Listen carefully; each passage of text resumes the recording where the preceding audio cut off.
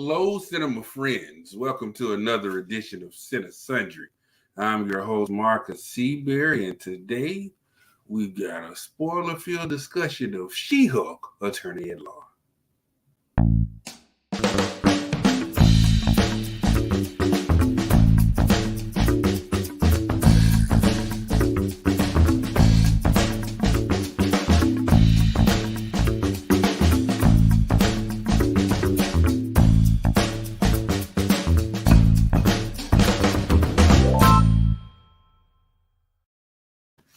All right, so we're going to get into this spoiler-filled discussion of She-Hulk, Attorney at Law. But first of all, let's begin with the rundown. All right, basically, it's Jennifer Walters. She's an attorney. She gets exposed to her cousin Bruce's blood. You know, Bruce is the Hulk, so now she's She-Hulk, and she's trying to balance still pursuing her dreams of being a lawyer, along with fighting the bad guys and some crazy hijinks along the way. And let's talk about the actors. All right, first of all, I'll start with the person playing Jennifer Walters, She-Hulk. That is Tatiana Maslany. You may know her from Orphan Black, other genre films. Like I said, Jennifer Walters really doesn't want to be a hero. She still wants to be a lawyer. It's just the villains keep coming. But you know, I think it's a solid performance by her. And of course, next up we have Mark Ruffalo, who plays her cousin, Bruce Banner, who's also the Hulk. I mean, Mark Ruffalo has been playing this character, I think, probably about a decade now. He's got a handle on it. You know, it's kind of nice seeing the interplay between him and Jen, you know, kind of like siblings or cousins. Good stuff. And lastly, I want to talk about Ginger Gonzaga. She played Nikki. She was She-Hulk's assistant, kind of right-hand lady, just, you know, kind of just her girl Friday, so to speak. Kind of there, always trying to encourage her, always trying to look out for her. Nice performance by her. Well, all right. We're going to get into the spoiler-filled discussion, but first, a commercial break.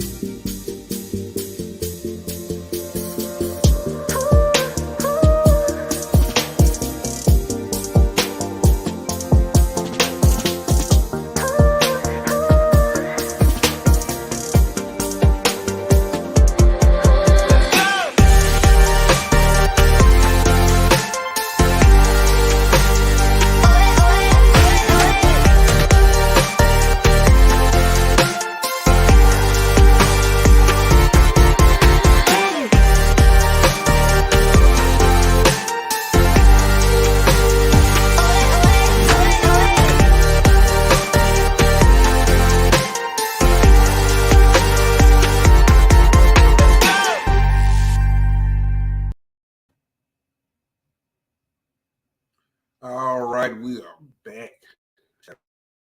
Thanks for that commercial. Looking forward to that. If you guys need some music, go see them.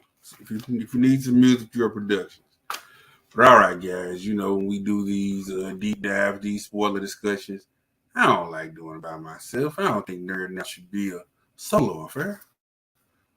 So once again, please help me welcome one of my favorite internet guys, comic book heads, you know what I'm saying, and a Memphis native, Ernie, Blerd Without Fear. Happening. What's going on, man?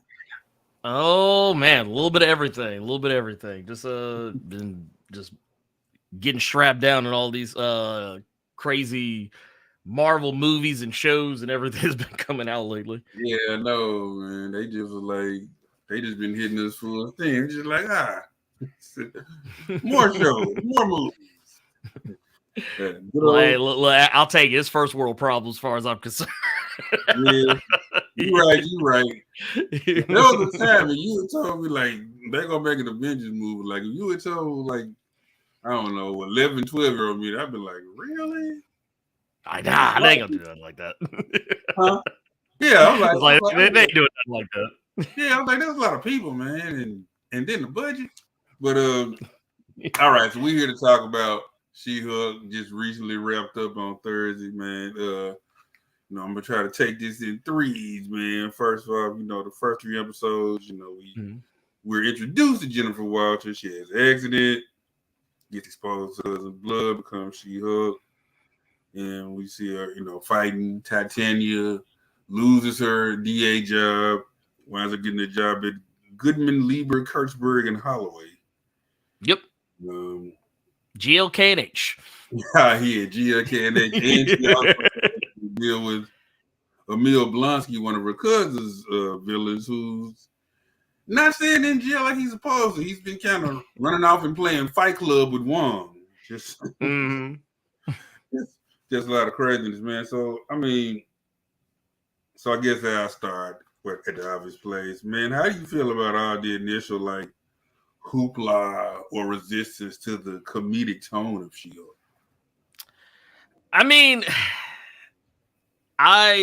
At first, I had to roll my eyes at it, a lot of it.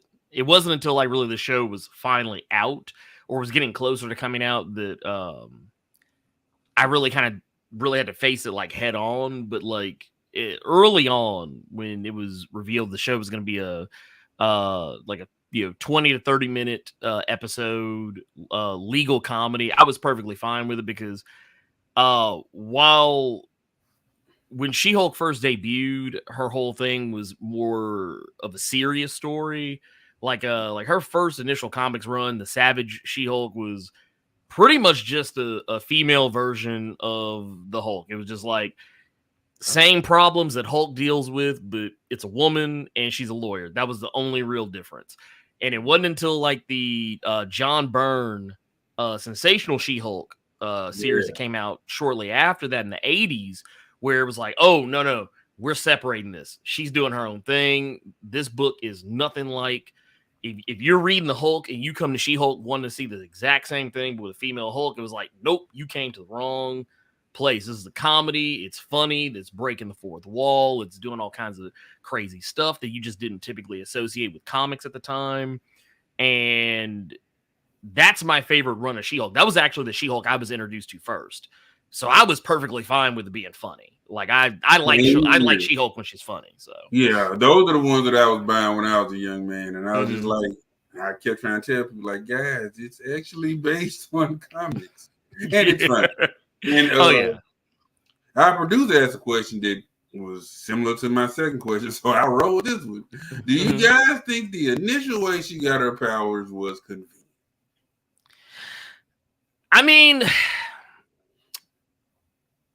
I feel personally, they went with the most simplistic way they could go without being too slavish to the comics. Because in the comics, the way she gets her powers, and they even make a joke about this in one of the first 3 episodes, oddly enough, when the newscaster asks her, hey, is it true that you got your superpowers from a mob hit gone wrong?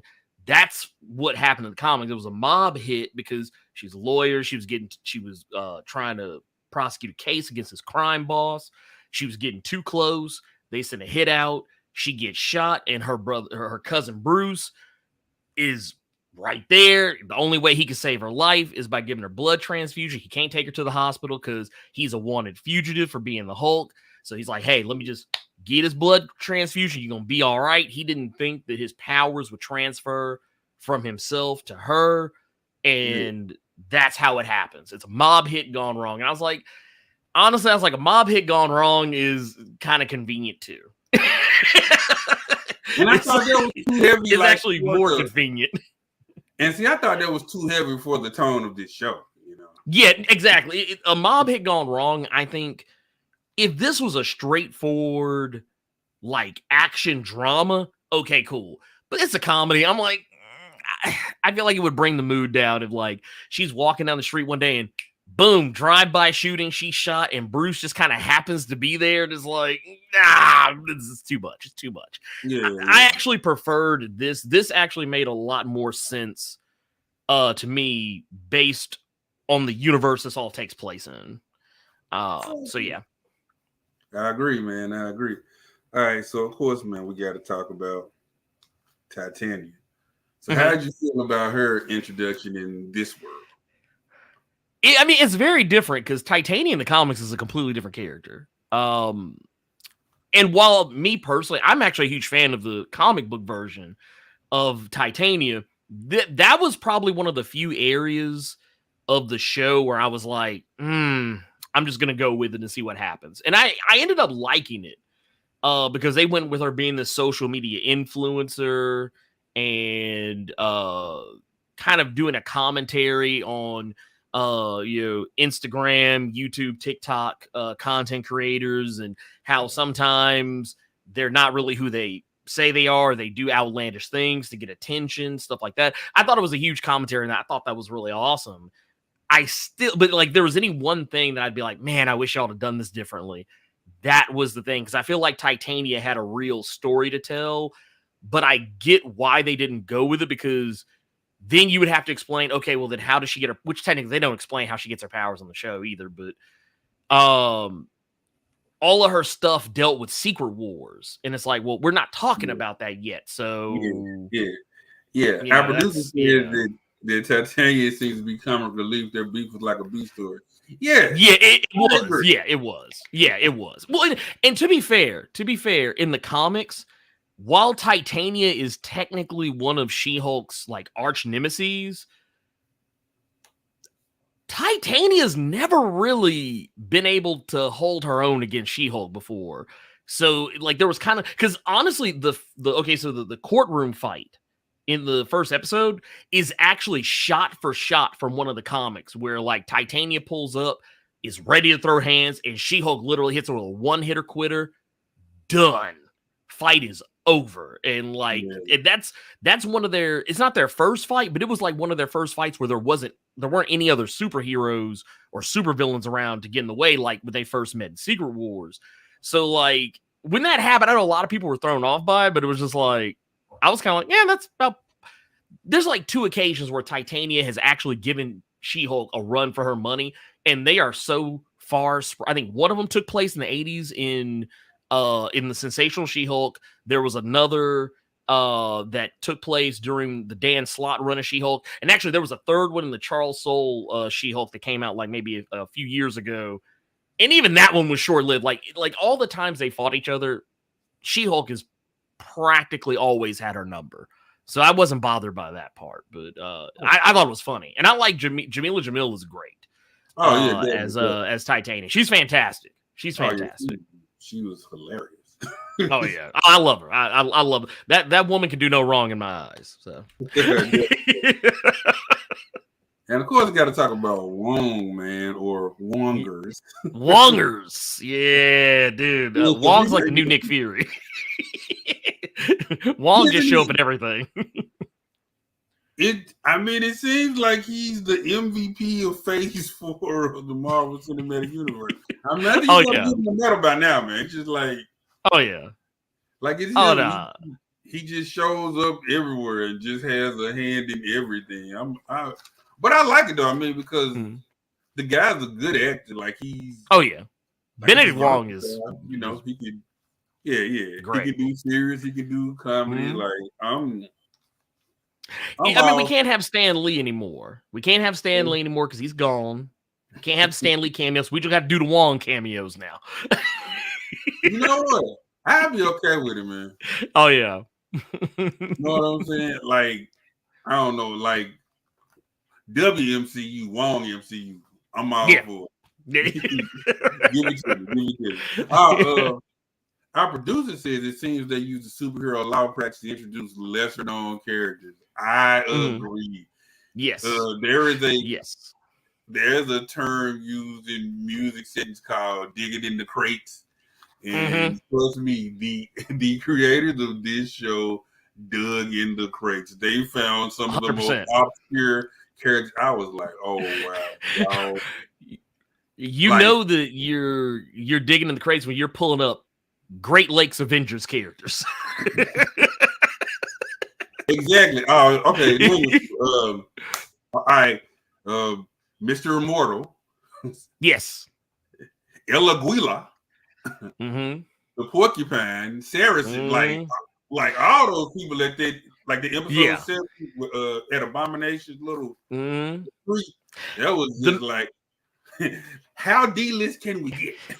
Well, I mean, the funny thing too, the character Saracen too, that's a character like literally the only reason I knew who that was when they said his name is because I recently did a video breaking down Blade. And while I never bring up the character Saracen, he was in 2 of the comics that I read to do research for that video. And those are the only 2 or 3 comics I think he's ever been in.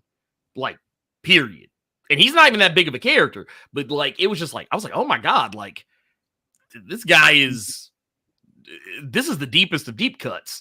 Yeah, I know. That is the phrase, deep cuts. It was like it was just like Saracen, I don't know, man. Like And Elagula, that guy's a mutant. Most people didn't even know that he was a mutant in the comics because, like, when you look at him, you don't think mutant, but that dude's a mutant. So that's all X-Men related right there. Who'd you say was a mutant? So El Aguila, the guy that kept talking about, like, everybody kept confusing him for a matador. He's a mutant in the in the comics, and the thing I thought was so funny is everybody was like, freaking out about the vampire guy, which I thought he was great too. But I was like, all these people that have been clamoring for mutants, in the MCU, I was like, they've been dropping mutants here and there, and almost no one notices.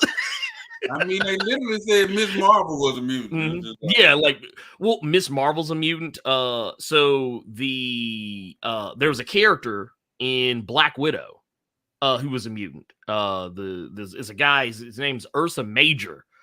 That Red Guardian. He's arm wrestling him in the prison. Granted for him, they never say his name, so like I get why people didn't catch that one. But that guy's a mutant. He can turn to a big grizzly bear.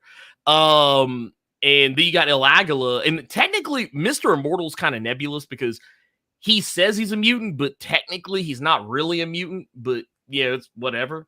But they've been they've just been dropping all these crazy like little deep cuts and little nods, and just like I'll take it, man. I love to see it. Yeah, I love to see it. Our producer says that the Megan Thee Stallion episode was hilarious. I agree. Oh yeah. And look, I gotta say this to everybody who was like, well, Stan Lee was rolling over his grave. Stan Lee created a whole cartoon about a stripper hero called Stripperella, and he had Pamela Anderson do the voice. Hush. Yeah. Also, I think a lot of people forget too that Stan Lee also was the co-creator for She-Hulk, and She-Hulk was, and let's be real here. Let's be real here. A lot of people don't like to talk about this, but the only reason She-Hulk even exists is so that DC couldn't make a She-Hulk character. Yes. Because when She-Hulk came out, it wasn't long before. Actually, okay, the practice of making She-Hulk and Spider-Woman characters like that was because DC started making characters like Power Girl, and which Marvel felt was infringing on their trademark. And then there was also the whole Swamp Thing, Man Thing debacle, because Man Thing came out, and then like 2 months later, DC had Swamp Thing.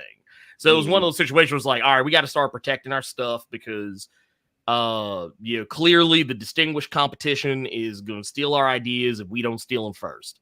So, it's one of those situations where, let's not sit here and pretend like Stan Lee has some our producer said love. Yeah, Aquaman and Namor, same thing. Doctor Strange and Dr. Fate. Deadpool and Deathstroke. Yeah, definitely. And our producer asked, who was the shapeshifter? Talking about in which episode was it? Oh god, the elf that was in the Megan Thee Stallion. That character, if I'm not mistaken, is just a random character that they just threw in there. I don't remember that character from the comics, but elves by and large do factor into like the Thor side of things. In the Marvel comics, because like Malekith, a lot of people forget about Malekith in the MCU, but in the comics, Malekith is a dark elf who can do a lot of the same stuff. But like that's just like a common elf trait. that they could just randomly change in other people.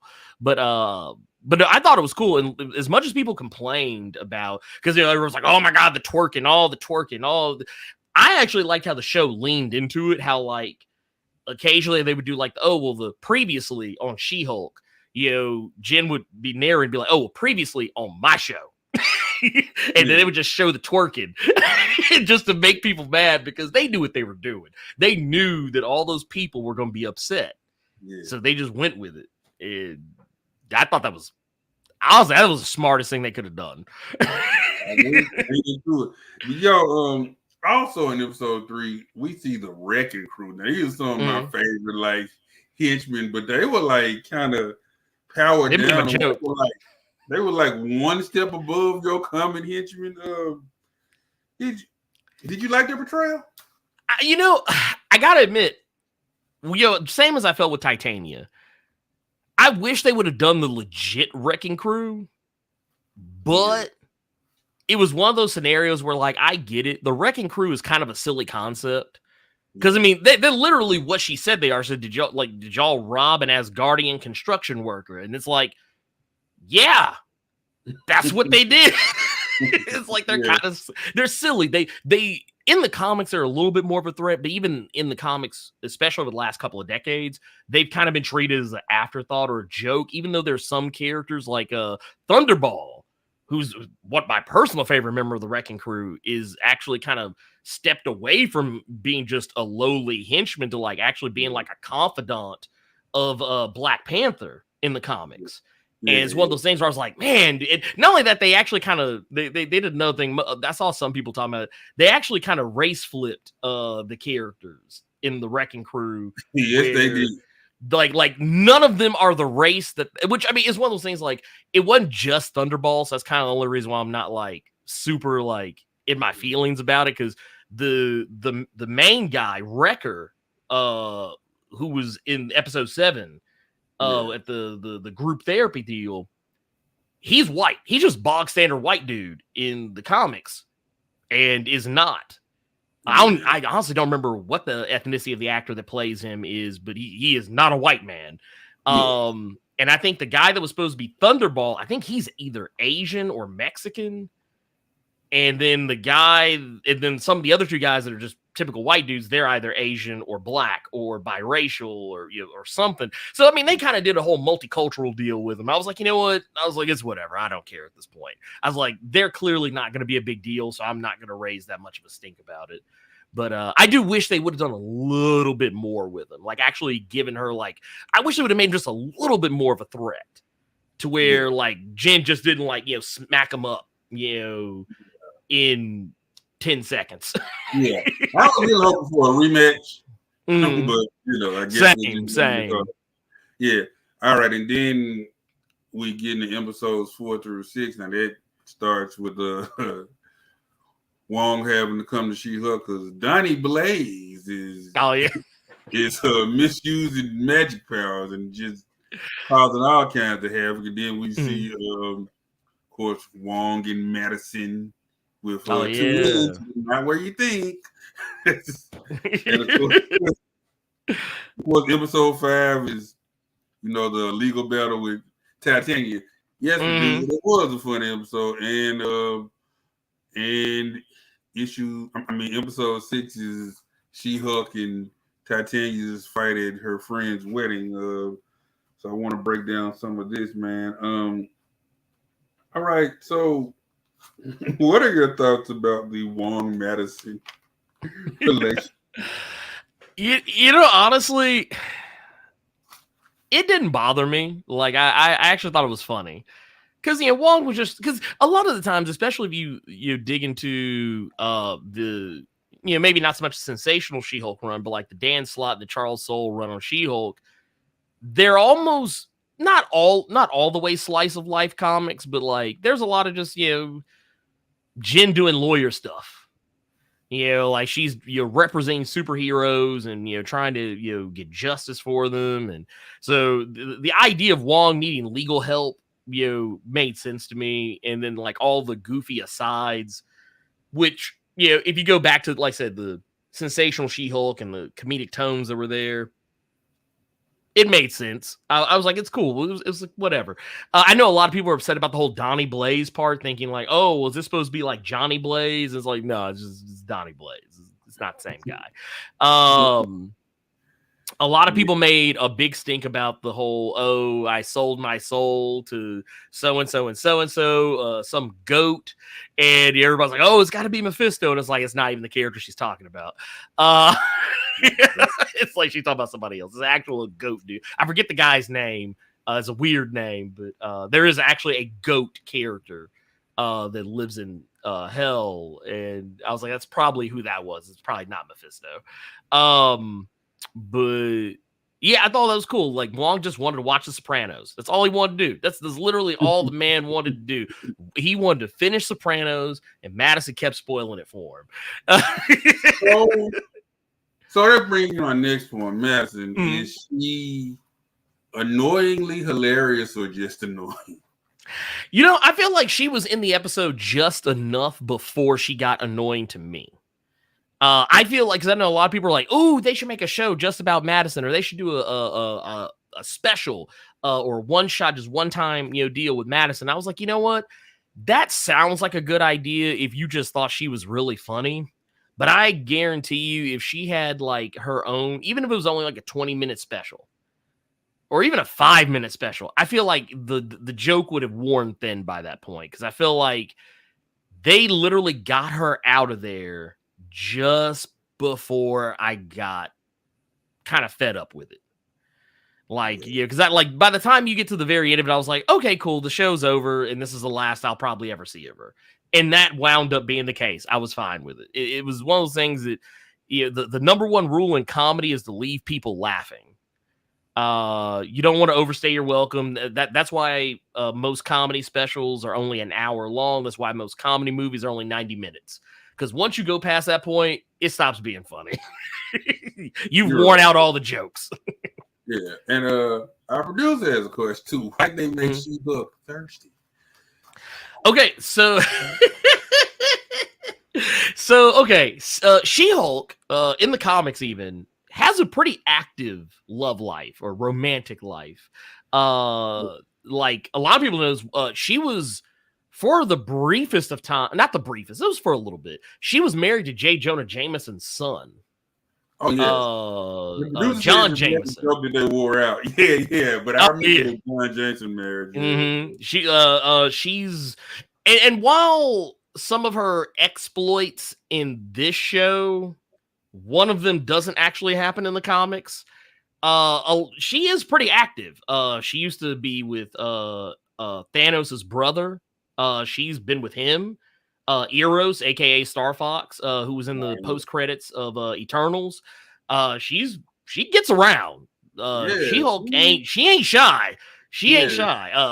I think the first issue of the Dan Slott run of She-Hulk is literally her waking up in bed next to some random dude and her being in Jinn form, and then her being like, oh, let me turn back to She-Hulk so he doesn't know what he's waking up to. Which I thought was hilarious. And they even kind of played a prank on, or not a prank, but kind of did a nod to that in the in the Madison episode. So yeah, I thought that was cool. I thought it was cool. It's definitely she has needs. I respect that, because a lot of times in movies and TV shows they always try and make it seem like women have no sexual interest in anything, or they're just like or they're not as interested in dating as men usually are portrayed as being interested. And I actually like the fact that they're like, nah, dude, she wants to get out there. She wants to, she has needs. Our producer said, is that kind of sexy, or is there a male superhero that they go there with? I mean, yeah, technically, Daredevil. Yeah, Daredevil gets around. Daredevil's body count is kind of high.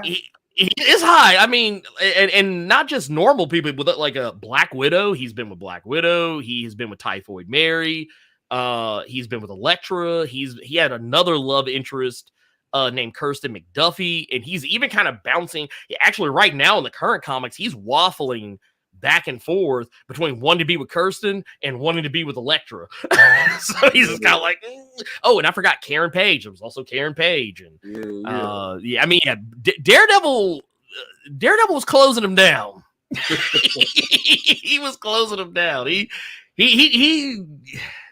got a lot of things to confess. I know. Bless me, Father, for I have sinned. Yeah. Oh, yeah. All right. So, like, also in these episodes, we meet Luke Jacobson, the Superhero Taylor. So, you think now is he a convenient plot device, or you think he was like a good logical addition to the story? Luke Jacobson in the comics doesn't really show up a whole heap of a lot. He's kind of like just a throwaway character, and I get why they did it though, because the character served kind of a couple of different purposes. It was, well, for one, this is the person who is outfitting all these random and sundry superheroes, like, because people always, because it's a thing that comes up. A lot of people always wonder, where the hell are all these people? Like, where are they getting their suits from? People are just getting suits, just random and sundry suits that look professional. Where are these suits coming from? And it's like, okay, now it makes sense. This is very like because that was one of the things in Ms. Marvel that kind of came up, was that like, well, where'd she get the suit from? Like, who made the suit? And it's like, well, technically you could just wave away and say, oh, well, Bruno probably helped make the suit in Ms. Marvel. But at the same time, it's kind of like, well, yeah, Bruno was good, but he wasn't that good. we saw Bruno at the beginning of the show. The suit they made look low rent as all get out. But now he's making Avengers level suits. So yeah, it makes you kind of wonder, like, oh, well, maybe Luke was the reason why. Yeah, I don't know. To me, the only thing about, and I won't say it's even so much a criticism, because I actually didn't mind the character, but Luke almost reminded me too much of Edna Mode from The Incredibles. Yeah. I see it. Like, if Luke was really, really, really short, then I would have been like, all right, this is too much. Too much. Yeah. But I like the actor too. I forget the guy's name, but the actor who portrays Luke, I like him as an actor. So I was like, you know what? He's getting work. I don't care. Yeah. And then speaking of D-list random appearances, man, how'd you feel about their version of Mr. Immortal? I appreciate it, because you know what? He was so petty and he just didn't want to be bothered. Like, I remember there was a joke I saw someone post on Twitter, and it was like, it said, anytime Mr. Immortal is mildly inconvenienced, and it just showed a picture of Kermit falling off the roof of a building. And I was like, literally anytime somebody just like, he's like, oh, fine, y'all win. He just go kill himself. So he just go walk away. He's like, it's one of the things, like, the Mr. Immortal of the comics is not as petty or as, I guess, or crappy of a person as what he might appear on the show. But it was funny because, and that's one of those things with She-Hulk comics, is sometimes you did see sides of characters you normally wouldn't see. Yeah. It's kind of like if Deadpool, in the Deadpool comics, it's only something because I just saw recently because I'm doing research for another video, but the character of Werewolf by Night is, for the most part, a very serious character, unless he's in a Deadpool comic where he's mostly just comic relief, doesn't act anything like his normal self. And that's kind of one of those things you just kind of have to go with. Sometimes when you see these characters in another platform other than the one that you're normally used to seeing them, or one that just doesn't seem to fit for them. It's kind of like if you had Punisher on, if Punisher, if the John Bernthal Punisher from Netflix showed up in an episode of She-Hulk, I guarantee you he'd be cracking way more jokes, or in some way act different than what you'd be accustomed to seeing him. Kind of like how and some will probably come up here in a little bit, another character that shows up on the show that a lot of people are like, oh, why is he acting different? Yeah. And our producer says that when he jumped out the window, that was funny. Yes, it was. Also, I appreciate that he had a very diverse body count. of ex-wives. That he had some black women, some Asian women, some Native American women. He was like, no. He's like, I like all persuasions. He's like, Mr. Immortal, don't discriminate. Our producer said that him killing himself to get out of those marriages was ingenious. I agree. Oh yeah. There was some men in there too. I was like, all right. I was like, oh, Mr. Immortal, you handle your business. He said, I ain't lived this long and not tasted everything at Baskin Robbins. Oh wow. Okay, and then also, rounding up the I guess kind of finishing up these last three. Mm-hmm. Now we see She-Hulk winding up at, I guess, like the superhuman retreat run by Emil Blonsky, and then of course also the team up with Daredevil. Oh yeah. And we see the intelligence to make their move, and and all this goes toward the conclusion. So I want to talk about these last three episodes. Okay, so she's at Emil Blonsky or the Abomination's kind of superhuman retreat, and we see the return of Wrecker. Mm-hmm. Now this episode was hilarious, but also like kind of seeing her in therapy, dealing with the issues. And we see the Wrecker return. Now, do you think this character is reformed now? I kind of feel like he is. I feel, well, you know what I think is going to happen? I feel like he's going to be in that. I feel like he's in that weird loophole that some former villainous characters are in the comics currently, like characters like Rhino, Juggernaut. I'm blanking on some of the other ones, but like these are characters. Titania. That's another one. I don't know why I didn't think about that. Titania. Characters who used to be bad guys and now they're not. They still do villainous stuff, but it's like so low level that you almost kind of give them like it's like right now, the Spider-Man villain Rhino, he just recently over the last year or so just kind of gave up on being a supervillain, and he's not necessarily a superhero now. But he's not necessarily a bad guy either. It's just like sometimes he does stuff and people are like, ooh, wait, what are you doing? I'm keeping my eye on you because you used to be bad. You've been bad for like 70 years. So we got to keep our eye on you. But, and Juggernaut, same thing. Juggernaut's been a good guy for like the last like almost decade. And is currently on an X-Men team being a good guy. And the whole thing with that is like people still don't trust him because like you used to be a bad guy, even though he's been a good guy for a while. People still don't trust him. I feel like Wrecker is in that boat where he's still a bad guy, but like you kind of like was Wrecker Ralph. Just because you're a bad guy doesn't make you a bad guy, kind of deal. Yeah.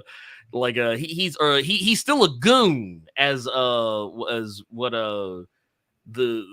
the way Daredevil described the difference between goons and henchmen.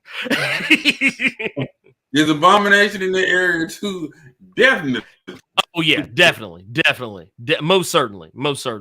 And I think too, especially with the finale and everything, because they make it pretty clear that he was at least somewhat aware of what Intelligentsia was doing, even though he may not have directly been like behind it. He was not necessarily not doing anything about it. Like he was doing public speaking appearances for him at the very least. So it's one of those deals where like, yeah, guilt by inaction is what you could probably call that, more than anything else. But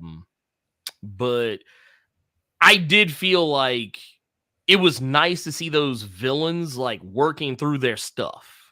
Yeah, like trying to because that's the thing. Like we never see that really in the comics. At least not for the longest time. You see it more recently now, but like back in the day, you didn't see the Abomination or characters like the Juggernaut going to therapy, trying to figure out why they're bad people.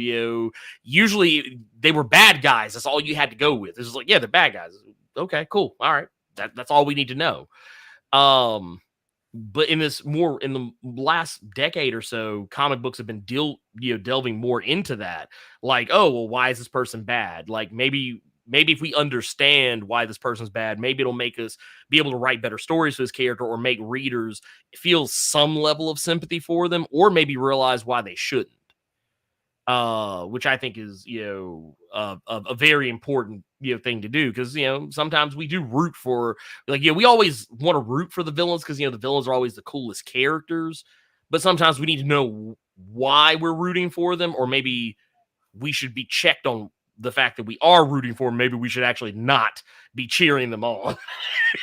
I agree. And of course, I got to talk about my man Miller. Miller, we found out, betrayed She-Hulk and was working with the intelligentsia. Now, were you shocked, or were you like, oh, well, Miller was probably shady all along? Oh yeah, no. I wasn't surprised. I saw it coming a mile away. Just his behavior was too weird. It was way too out there, and just it was too try hard. And I think too, there's just certain scenes that pop up that kind of make you go, oh, yeah, I don't think you should trust this guy. I gotta be honest, man. I fell for it, man. I was like, yeah, Jennifer's gonna find true love. Oh yeah, no. I had a I even joked about this with my wife, because I told her, I was like, I hate watching TV shows with you sometimes, because I have a very good sense of intuition with certain things. So when that character showed up, I was like, yeah, nah, this dude's shady. And I was like, not only that, he's trying too hard to be a nice guy. Like, he's trying way too hard to be everything that Jennifer wants. And my wife was like, no, I think he's good. I think he's not what you think. I think, maybe they're finally giving her a win. And then it happened. And I turned and looked at my wife, and I said, you know what? You made me believe. So now it hurts more. I was like, because I knew from the jump not to trust him. But I was like, nope, you tricked me into falling for it. And I was even more mad about the character than I think a lot of other people might have been, because I was like, I believed. But yeah, it was all tongue in cheek though. I was like, it wasn't really what I thought, but just I was like, you tricked me. Yeah, and of course we got to talk about Leapfrog, man. How'd you feel about?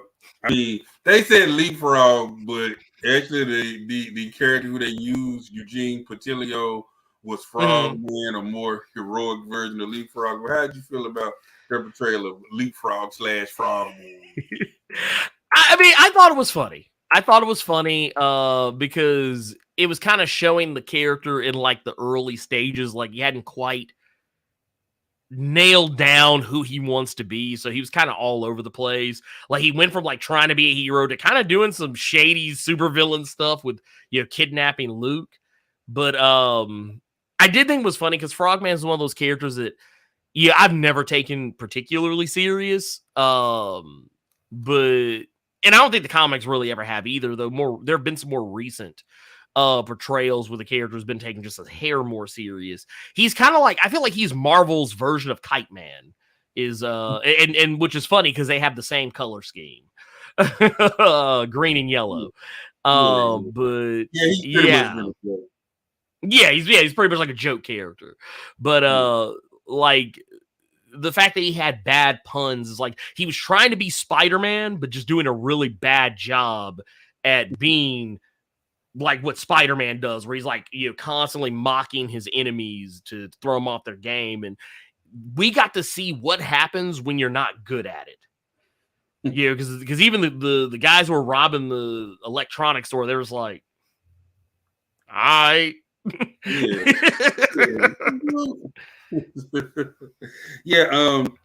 And of course, Daredevil shows up. Oh man, teams with She-Hulk, and they're intimate. They do the grown focus, they say. I loved it. So I mean, now we know his upcoming series, Born Again, is gonna be really serious. Mm-hmm. So you think that like this portrayal will kind of negatively affect that series or how it'll be received?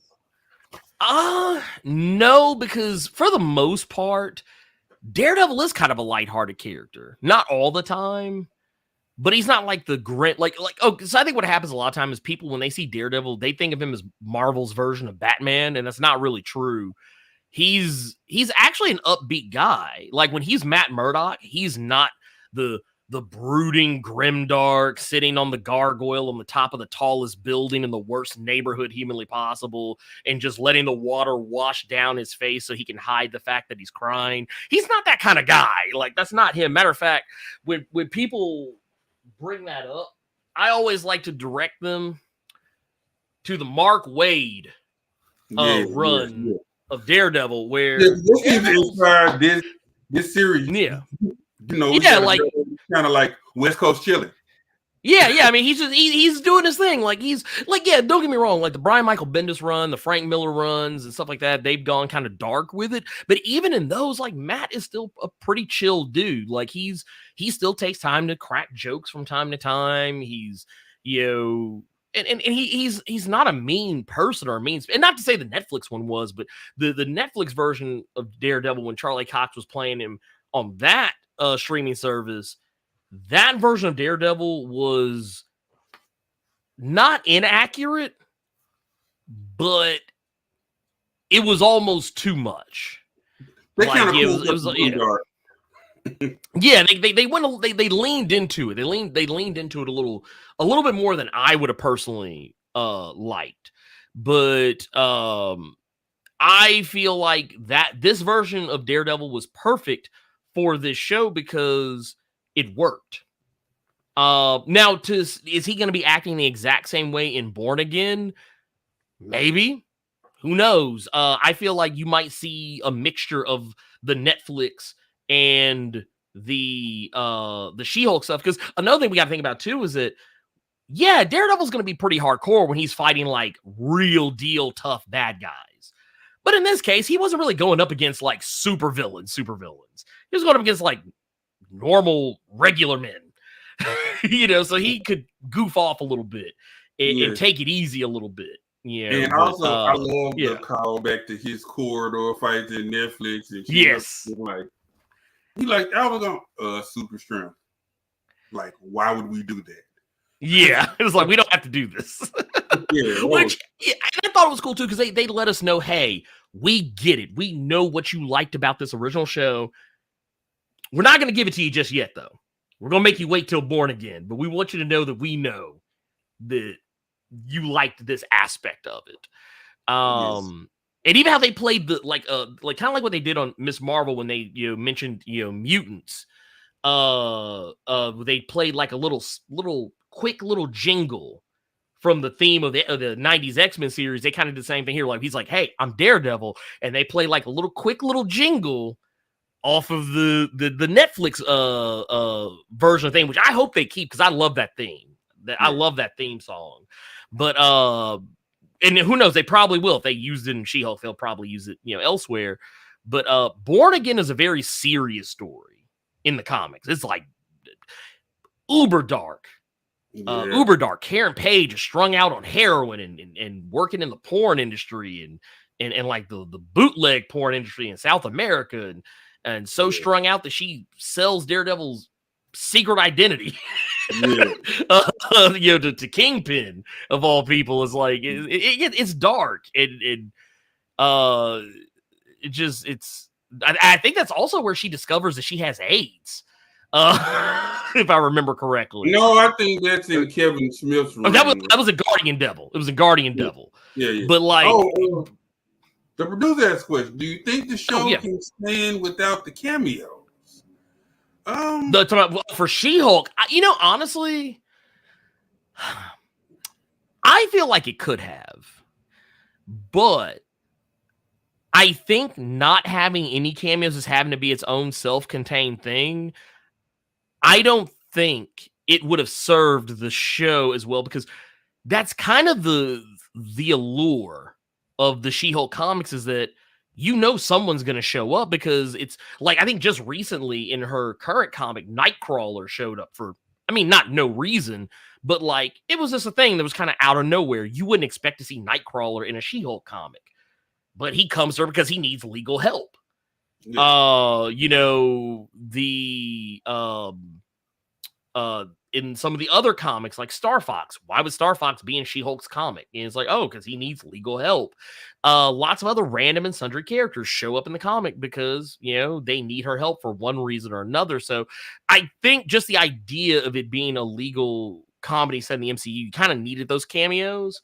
I will say that if there was any 1 or 2 cameos I think the show could have done without,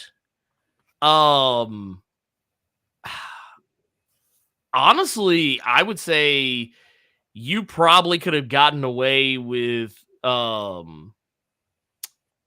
won't say the first Wong cameo. You could have gotten away with the second one where like he came to her, but I think that actually kind of helped flesh out what Jen does on a regular basis. You probably could have done away with having Abomination come back after he gets out of prison, but I mean, I feel like that would have kind of given a disservice to the story that was told overall. In the show, honestly, you could have not had Daredevil, but I think the show is better for it. But I think if Daredevil, Daredevil wasn't there, I don't think anyone would have noticed if it wasn't a thing that was ever going to happen anyway. But her being a lawyer, you kind of almost expect it because he's a lawyer. So of course, at some point they have to cross paths because they've done it in the comics. Yeah. So yeah. Yeah. And man, now this last episode is just very, very meta. Now, do you think we still got a logical conclusion? Or were you kind of looking forward to that all-out fight that seemed to be coming? Well, so this is actually something I've talked about on my channel is I actually said this the week prior to the episode airing because people are like, oh man, I can't wait for Hulk to come back and they're gonna have this big fight, and because it was already kind of spoiled that Abomination Hulk were gonna be fighting in the show. An image of it leaked early, and people were like, "Oh man, She-Hulk's gonna get to beat up folks, and oh man, it's gonna be a big, huge fight." And it's one of those situations where I was like, "I don't think that's gonna be the case because that's not really what the struggle of the show is." And then when they kind of started going that direction, I was like, "Oh wow, they're actually gonna do it." And then they go, if she's talking to the audience saying, "Are we really doing this? Is this really how we're gonna end my show?" And she gave a good reasoning behind why they didn't, and I understood it. It was like, because the big fight wasn't what the show was about. The show was supposed to be about Jennifer becoming She-Hulk, not wanting to be She-Hulk, and then over time just kind of being like, well, I'm She-Hulk and there's nothing I can do about it. This is just a thing that I exist as this. I'll just have to try and make it work.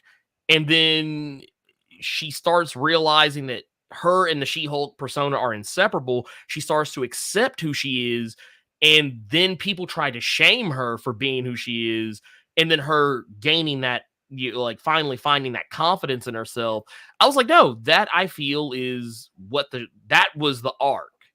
Not the beating the crap out of Titania. Not like a lot of people want her to beat up Todd, and I was like, why would she beat up Todd? He has no superpowers, even though he does get some. It was kind of stupid that he did, and the show called that out. So I was like, yeah, it's cool. I think this is fine. I was like, this is how I actually expected the show to not go this direction. I actually expected them to do a courtroom battle where like the whole thing where she says, hey, I'm taking you to court at the end. I actually kind of half expected that to be what was the focus of this episode, is her taking Todd to court. That's what I expected it to happen, and it didn't, but they hinted that this is, we see at the end of the episode, she's literally going into prosecute him. And it's like, okay, that's where they're going with it. Cool. And by the end, she's like, the guy says, hey, she says she's going to help people. He said, are you going to help people as a lawyer or as the She-Hulk? And she's like, maybe both. And that was supposed to be okay, she's finally 100% accepted. She-Hulk is who she is, and she's not hiding from it. Like, she doesn't even have to be She-Hulk when she goes in the courtroom because she doesn't work for GLK&H anymore. and she goes into She-Hulk, and it's like that was the arc. And I think there were some people I saw complaining about online. I said it kind of slips in there. So if you don't catch it, it's like I totally get it. But yeah, I thought it was great. The big fight would have been cool, but I'm glad it didn't happen because it made it funnier. Yeah, definitely. All right, and then we kind of got like a few little, I guess, things setting up for the future. Mm-hmm. So we're at the family cookout, and the Hulk comes back with his son Scar. I mean, is this setting up the Hulk movie finally? Well, okay, so there's another thing that gets said too before we actually see Scar. There's a point where Kevin, who's supposed to be like a knock on Kevin Feige, the I guess the overseer of all the Marvel Cinematic Universe. He says when Jen says she doesn't want the Hulk in the big battle in the finale of her show, Kevin's like, well, we got to pay off that Easter egg we put in with him going back to Sakaar. And she says, no, save it for the movie. And that was kind of like a quick little tongue-in-cheek way of them saying, hey, guess what? You guys are getting a Hulk movie soon. Because they do have an untitled Marvel movie that's on the books. Yeah. That has yet to be revealed what it is. We have no clue what that movie is. And even right now, it's still slated as untitled Marvel film. And the rights to the Hulk have either just recently reverted back to Marvel, because Marvel doesn't own the rights to the Hulk. Universal Studios or Universal Pictures owns the rights to the Hulk. And I think as of right now, the rights are either about to go back to Marvel or already have gone back to Marvel, like just recently.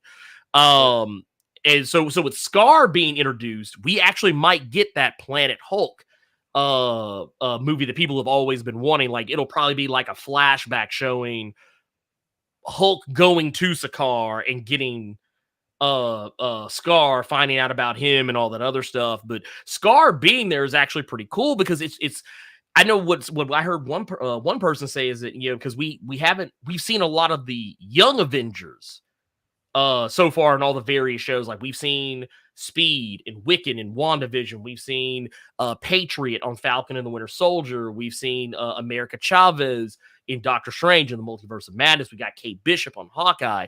One of the only characters from Young Avengers we haven't seen yet is Hulkling. And a lot of people are starting to think that because of the way that they depicted Scar in this episode, that they might use him as a way to have Hulkling on the show as opposed to having actual Hulkling. But I don't know if that's true. But and our producer says that Universal's rights to the Hulk are going to expire in June of 2020. In June. So there you go. So yeah, so mark your calendars. When June comes around, you will probably get some form of an announcement. Probably shortly after that. It's kind of like what they did with Spider-Man. Like Marvel was kind of already working towards teasing things with Spider-Man even before they actually were able to work with Sony and have Spider-Man in like their own movie. So yeah, it's very likely going to be, like I said, next year we'll get more information about it. Okay. And also at the end, we see that Wong shows up again and takes Emil Blonsky away. Now, you think this was just a gag, or is this something that's going to be developed in a future MCU series or movie? I think that what we're probably going to wind up seeing, just because of the nature of how he was used in Shang-Chi and the Legend of the Ten Rings, I could see Abomination coming back for like whatever future Shang-Chi stories they decide they want to tell, because we know that Shang-Chi was setting up something big for the future of the MCU with Fin Fang Foom.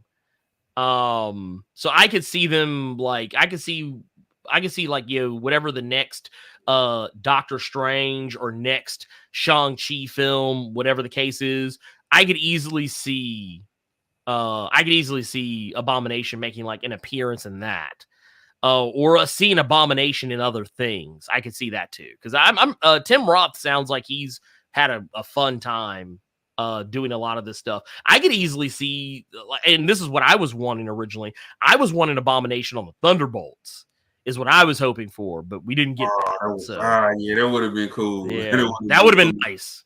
That would have been nice. But I don't think this is the last time we'll ever see the Abomination at all.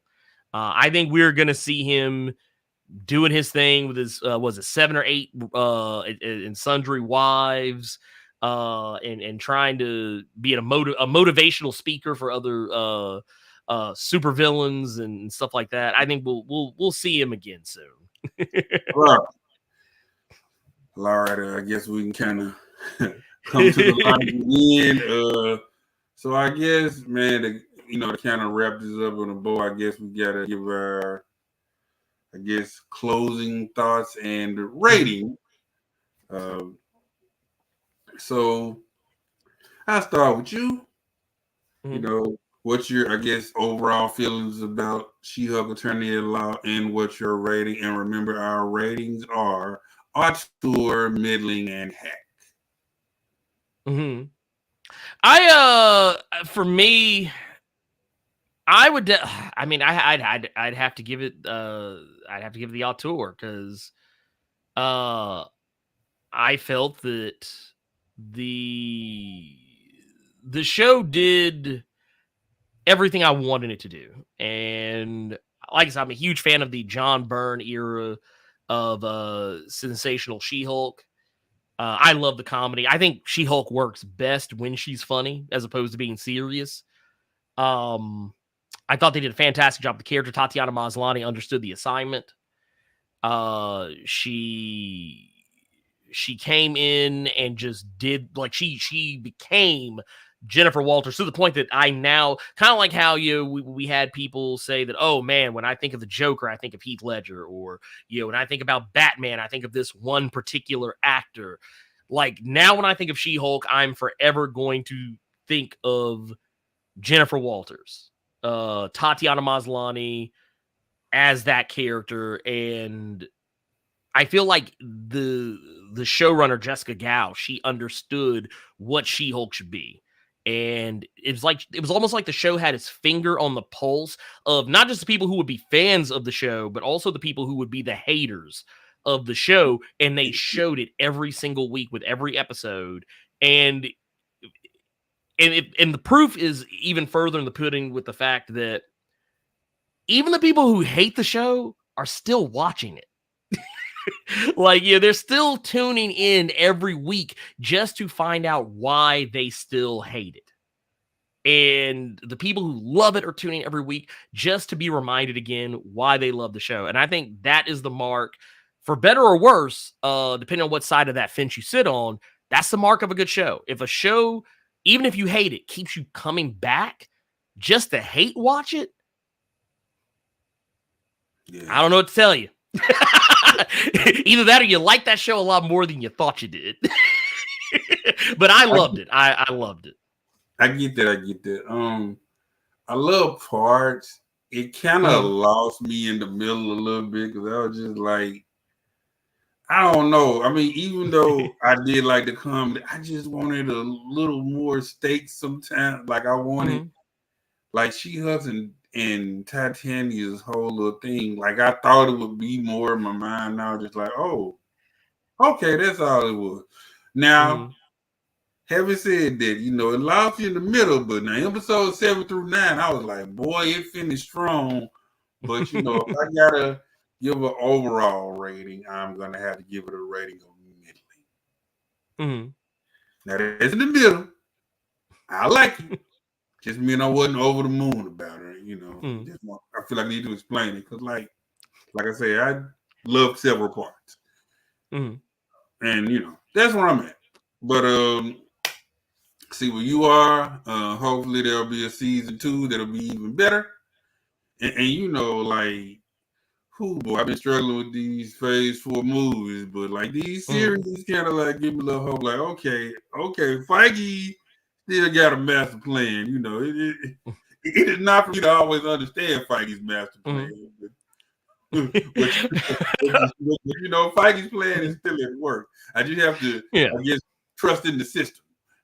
Well, it's one of the things. I actually watched an interview a ways back that Kevin Feige did where he was talking about connectivity. And I remember one of the things he said that always stuck with me is that not every movie, not every TV show is connected to the overarching scheme of like some, 10-year plan. He's like, sometimes there's going to be stuff that's completely standalone and is its own thing. Not every post-credit stinger is meant to set up the next big thing. Like, sometimes they're just silly. And when he said that, it actually kind of changed the entire way I look at it, because it reminded me, I was like, oh yeah, this is just like the comics, how they are for real. Like, sometimes you get that 50, 60, 70, 100 issue run on one character, but sometimes you get some characters that only get 5 issues, or they might get 10 or 12, or or maybe you get that you get a crossover event that's only like maybe 3 or 4 issues, not the 82 issues with core issues, tie-ins, and spin-offs. Like, a lot of times, like, and I was like, you know what? He's treating this like the actual Marvel comics, like, and even more so recently with like the Werewolf by Night one shot. It's like, it's not a series, it's just a little quick little 50-minute thing. You get in, get out, and by the time you finish your popcorn, it's done. And it's like, you're not sitting there holding an empty drink cup, an empty popcorn thing, an hour and a half later. So like, that was kind of the thing that made it changed my perspective on a lot of it. And like, it's like when I look at stuff like a lot of the stuff that was in phase 4, which for the most part I enjoyed pretty much everything, but yeah, not all of it had to set up anything. It was like some of it did, some of it didn't. And me personally, I actually think save the movies for like Avengers movies. I think, like, if you want to like tell stories about individual characters, I think the TV shows and the one shots are the way to go. Like, so instead of having like a movie to introduce characters like Nova or Moon Knight, or all these other all this other stuff like people wanted, I think like Moon Knight was a perfect example. Do a TV show, it works way better. You have way more time to build up a story, as opposed to like trying to like dump everything in like 2 hours or 2.5 hours, which can make it feel like it's more of a chore to absorb. Which I've said to a lot of people, like, as much as I love the Eternals movie, I think the Eternals would have worked better as a TV show. If they would have did it as a TV show, I think a lot of people would. I think people would have liked it. I think people actually would have liked it, but because it was a 2.5 hour movie, and there was a lot of information, a lot of characters you had to get to know, and you don't really get to know very many of them particularly well. I think that actually hurt a lot of people as far as understanding what it was supposed to be. Definitely. And yeah, so if you're gonna do it as a TV show. Yeah. Because when I was watching the movie, I was like, now y'all got a whole channel. Y'all got a whole streaming service. I was like, y'all just cram so much into this. Okay, well, this is the wrap up. Guys is gonna do it for us. I want to, thank the audience, whoever's out there watching this, and whoever's gonna, watch this on YouTube or Facebook. Mr. Blerd Without Fear, Mr. Ernie, where can they find you? Oh man, primary place is going to be on youtube.com/Blerd Without Fear. You can just look up Blerd Without Fear. You'll find me pretty much anywhere. YouTube, Twitter, even on Instagram occasionally. I'm on TikTok, same, Blerd Without Fear. And you can also find my podcast and stream on both YouTube, The Blerd Cave, every Saturday at 12 p.m.